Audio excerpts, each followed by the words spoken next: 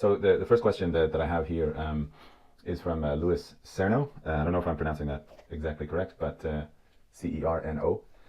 And he says, let's see here, there's a very nice part where he says that he's watched the entry-level videos and has a good idea now of the how I block in and build up values.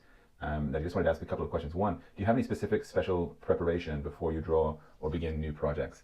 For me, I have not specific preparations, but I have a lot of preparations in that usually I'll have kind of had an idea for a composition for a long time, and probably I've done little sketches in my sketchbook. Maybe I'll kind of pull those out sometime so that I can show you.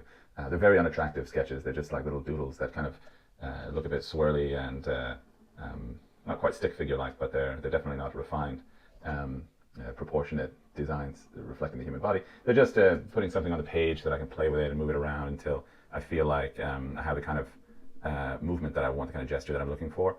If it's one person, if it's two figures, then you really have to consider, or I really have to consider, like what the shapes that those two figures create together are, how you consider the kind of dual psychology of the direction of their gaze. There's several kind of considerations that have to take place beforehand. So usually when I'm making a composition, it's had several different versions that it's kind of gone through in my kind of imagination. And that's when I start to kind of have models in and start to work with them. And there can be cases where an idea changes 180 degrees. And so those preparations were actually really important for me to kind of change my preconceived notions into something that's kind of useful and functional in the real world. So a lot of times, like, I imagine that things will be one way, and I'm sure we can all relate to this, but then I come to reality and I find that they're a very different way.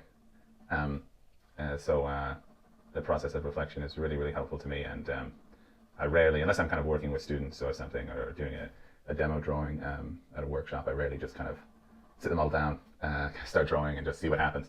That's okay probably for strictly just observational stuff and studies, but if you're trying to kind of express a mood or evoke a kind of a mood, then that's not going to be as useful.